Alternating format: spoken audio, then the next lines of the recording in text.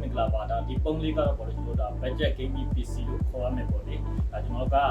ဒီဘန်ကောက်ထဲကညီငယ်လေးတယောက်ကိုဒါတစ်ခုချင်းလိုက်ဝယ်ပြီးတော့ဆင်းပေးတာပေါ့လေဒါသူကတော့ PC တွေအားလုံးကိုသူဖာလို့ပတ်စံချေးပေးတယ်ကျွန်တော်ကတော့လိုက်ပြီးတော့ဝယ်ပြီးတော့မယ်ပေါ့နော်ဒီတချို့နေရာကကျတော့ဈေးချူတာလေးတွေ skin လေးတွေကိုရှားဝယ်တယ်တချို့လေးကစိတ်ပိုင်းလေးတွေကျတော့ဒီလေးတွေကိုဝယ်တော့မယ်ကျွန်တော်တို့တစ်ထည့်ရရှိတဲ့ပတ်စံလေးနဲ့ကျွန်တော်တို့လိုချင်တဲ့ပုံစံလေးရအောင်ပေါ့လေလုံးဝကိုသူစိတ်ကြိုက်ဝယ်ယူတဲ့သူစိတ်ကြိုက်ဖြစ်အောင်လို့ကျွန်တော်ကအသေးစိတ်ပေါ့လေသူပါလုံးလဲဘာသုံးမလဲဘာတွေအဓိကထားသုံးလဲဆိုတော့အသေးစိတ်မေးမြန်းပြီးမှအဓိကဟာတွေကို graphic ကဘယ်လောက်သုံးလဲ CPU ဘယ်လောက်သုံးလဲပြီးတော့ပုံကဘယ်လိုချင်နေသုံးလဲဆိုတော့အသေးစိတ်ကျွန်တော်က live ဝယ်ပြီးတော့ print live ဝယ်ပြီးတော့စင်ပေးတာပေါ့လေကအကုန်လုံးကိုပစ္စည်းဝယ်ပြီးကပါညာပြီးစင်ပေးကပြင်လက်ခကတော့1000ပဲယူပါတယ်ဆိုတော့ပုံလေးကတော့ဒီနေ့အတိုင်းပဲပေါ့ဗျာဆိုတော့ဒီမှာတော့ကျွန်တော်ကစင်ပေးထားတာက Ryzen 9 3900H ပေါ့လေသူက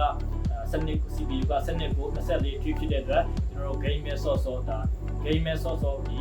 video editing လုပ်မယ်လို့တော့ editing တွေပဲလုပ်လို့ပေါ့လေသူကကျွန်တော်တို့လက်ရှိ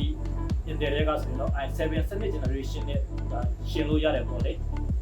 i7 7th generation ရတယ်စနစ်ကို20ဖြစ်ပေါ့လေဒါပေမဲ့ Ryzen 9 3900H ကကျတော့စနစ်ကို24 ဖြစ်ပေါ့လေသူက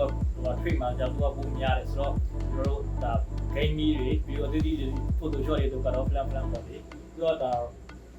ဈေးတွေကတော့ကျွန်တော်တို့ကဒီ customer ဝယ်ယူတဲ့